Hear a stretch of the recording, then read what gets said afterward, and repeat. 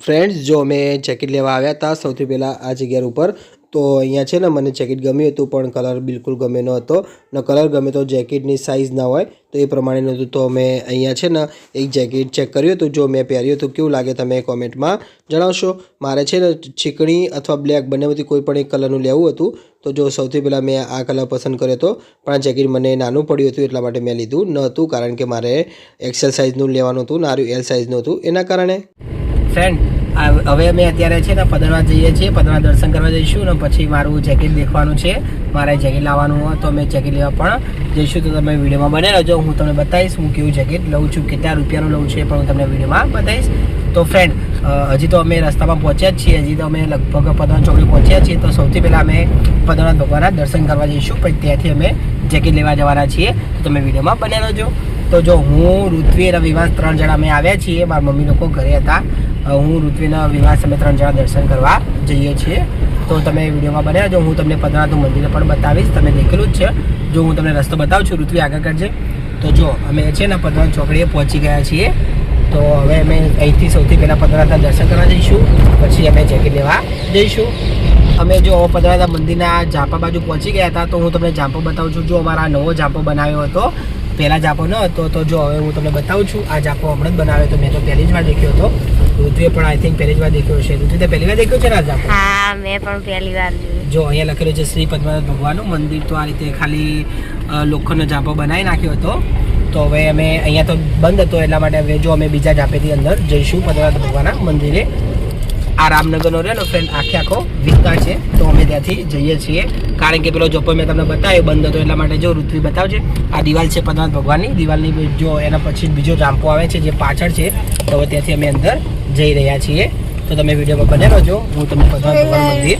બતાવીશ આ છે પદ્મનાભ ભગવાનનો બીજો ઝાંપો જ્યાંથી અમે અંદર એન્ટર થઈ રહ્યા હતા તો આ છે દેખાય છે તમને આ પદ્મનાભ ભગવાનનો બીજો ઝાંપો છે ત્યાંથી અમે એન્ટર થઈ રહ્યા છીએ ફ્રેન્ડ અમે જો સૌથી પહેલાં પદ્મનાથ ભગવાનના મંદિરના દર્શન કરવા આવ્યા હતા જો આ છે પદ્મનાથ ભગવાનનું મંદિર તમે દેખેલું જ હશે તમને ખબર જ છે મેં કેટલા વિડીયોમાં પદ્મનાથ ભગવાનનું મંદિર લીધેલું છે તો તમે આ મંદિર દેખેલું હશે આ છે મારા મામા અને મારા મામી અને ઋત્વીની વિવાસ જો અમે હવે અંદર દર્શન કરવા જઈએ છીએ તો હું તમને બતાવું છું અંદરનું મંદિર તમે વિડીયોમાં બને રહેજો સૌથી પહેલાં અમે અહીંયા દર્શન કરીને જો હવે અમે બહુચરમાના મંદિરે દર્શન કરવા આવ્યા હતા પહેલાં સૌથી પહેલાં પદ્મનાથ ભગવાનના મંદિરે દર્શન કર્યા અને પછી અમે જો બહુચરમાના મંદિરે દર્શન કરવા આવ્યા હતા આ અમારા કુળદેવી છે એટલા માટે અમે બીજા બધા મંદિરે તો ડેલી નથી જતા પણ બહુચરમાના અને પદ્મનાથ ભગવાનના મંદિર અને કાનાજીના મંદિરે અને હનુમાનના મંદિરે તો અમે જઈએ છીએ કારણ કે આગળ છે અને બહુચરમાનું મંદિર અમારા બહુચરમાં કુળદેવી છે એટલા માટે ત્યાં અમે આવ્યા હતા તો જો આ હનુમાનજીનું મંદિર હું તમને બતાવું છું તમે આના પણ દર્શન કરી શકો છો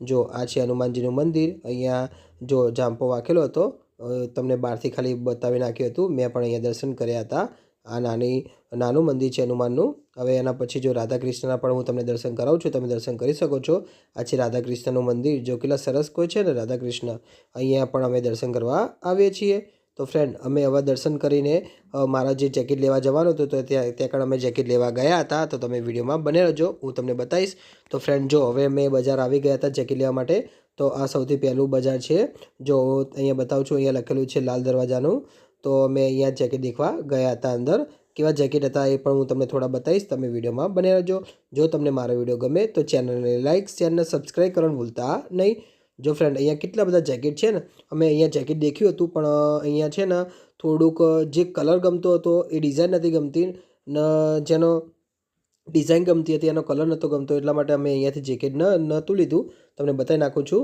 જો વિવાસે પણ અહીંયા રમતો હતો અહીંયા એને છૂટો કરી નાખ્યો હતો કારણ કે નીચે માટી ન હતી એના કારણે તો જો સૌથી પહેલાં મને એક જેકેટ ગમ્યું હતું તો હું જેકેટ પહેરું છું મને આ જેકેટ ગમ્યું હતું પણ કારણ આ જેકેટમાં એ ખામી હતી કારણ કે નાનું જેકેટ હતું મારે લેવું હતું મોટું જેકેટ પછી અમે અહીંયાથી જેકેટ નહોતું લીધું કારણ કે નાનું જેકેટ હતું એના કારણે તો જો અહીંયા સામે પણ જેકેટ મળતા હતા પણ જો આગળ ઢગલા પણ હતા ઢગલામાં તમને 100-200 અથવા વધુ 500 રૂપિયાના જેકેટ પણ મળી જતા હતા તો જો અમે ઢગલામાં નહોતા ગયા કારણ કે અમારે ત્યાંથી જેકેટ લેવું ન હતું તો જો ફ્રેન્ડ અહીંયા જો આવી રીતે ભૂતના મોઢા પણ આવી ગયા હતા જો અહીંયા ફુગ્ગા પણ આવી ગયા હતા તો વિવાસ તો છે ને નકરા ફુગ્ગા દેખ કરતો હતો તો વિવાસ માટે મેં ફુગ્ગો પણ લીધો હતો રિટર્નમાં લીધો હતો કારણ કે જતી પેર ફુગ્ગો ફોડી નાખે ને હજી અમારે ફરવાનું હતું અંદર એના કારણે ફ્રેન્ડ હું તમને થોડીક રાઇડ્સ પણ બતાવીશ તમે વિડીયોમાં બને રહેજો જો અહીંયા કેટલા બધા જેકેટ લટકેલા છે ને સામે આ બધા નવા જેકેટો છે અને જે ઢગલામાં પડ્યા થોડાક જૂના જેકેટ હોય છે એટલે કે વાપરેલા જેકેટ હોય છે તો એની કિંમત ઓછી જોવા મળે છે. તો જો અહીંયા આ બધું વેચવાવાળા પણ જોવા મળતા હતા. જો છબી મોમોસવાળા પણ અહીંયા જોવા મળતા હતા, પકોડીવાળા પણ અહીંયા હતા. તો ફ્રેન્ડ જો અમે તિબેટનમાં પણ જેકેટ દેખવા ગયા હતા ત્યાં કારણે પણ અમને ગમ્યું ન હતું. તો ફ્રેન્ડ અહીંયા જો હું તમને બતાવું છું ટોપીઓ જો કેટલી સરસ સરસ ટોપી છે ને, તો વિવાસ માટે અમે અહીંયાથી ટોપી પણ લાવ્યા હતા. તો જો હવે તો કંઈ લખેલું છે ને ટિબેટિયન, તો ત્યાં અમે સૌથી પહેલાં ગયા હતા પણ ત્યાં અમને ગમ્યા ન હતા. એટલા માટે જો આ બીજું માર્કેટ હતું તો લખેલું હતું લુધિયાણાનું માર્કેટ. તો અમે અહીંયા મારા માટે જેકેટ લાવ્યા હતા અને કેવું જેકેટ લાવ્યા હતા એનો પણ હું તમને વિડીયો બનાવેલો જ છે, મેં તમને બતાવીશ, તમે વિડીયોમાં બને રહેજો. તો લખેલું છે લુધિયાણા માર્કેટ. તો ફ્રેન્ડ જો સામે રાઇડ્સ પણ હતી નાના છોકરા માટેની, કૂદવા માટેનું હતું, ત્યાં કારણે પણ અમે ગયા હતા. એ બતાવીશ તમને. સૌથી પહેલાં જો હવે હું તમને બતાવું છું, અમે અહીંયા આવ્યા હતા. અહીંયા ઘરવખરી વસ્તુ મળતી હતી તો અમે અહીંયા પણ થોડું વસ્તુ જોવા ગયા હતા.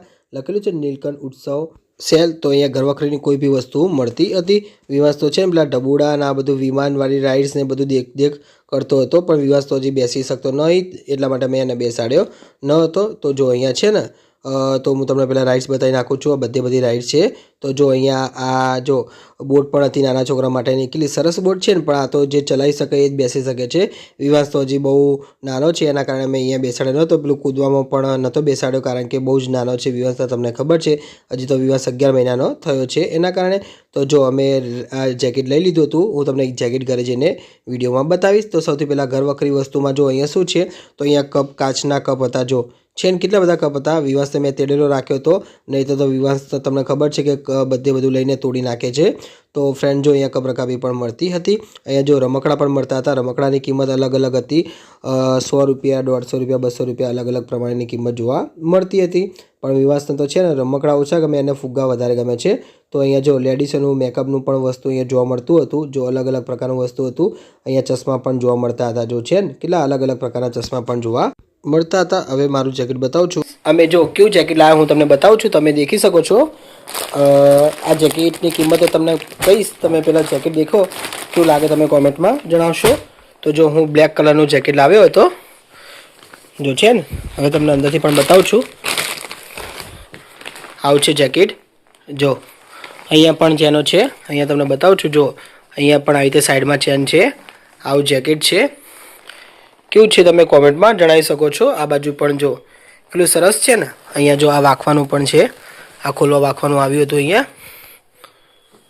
અહીંયા છે ને આમથી એમાં કાઢી નાખવાનું, પછી આ ખોલવા વાંખવાનું છે, જેને પણ છે. જો કેટલી સરસ છે ને. અંદરથી પણ તમને કાપડ બતાવું છું, તમે દેખી શકો છો. જો અહીંયા ટોપી નથી, ખાલી એવી ડિઝાઇન જ છે. અહીંયા જો કેટલું સરસ છે ને. અહીંયા પણ ચેન છે. આ પણ ખાનું છે, એક આ ખાનો છે, એક આ ખાનું છે, 3 ખાના છે. તો ફ્રેન્ડ તમને કેવું લાગ્યું? તમે કોમેન્ટમાં જણાવશો. ફ્રેન્ડ આ જેકેટની કિંમત અમને 2200 રૂપિયામાં પડ્યું હતું. લગભગ 2500 કહેતા હતા, પછી છેલ્લે 2200 રૂપિયા આપ્યા હતા.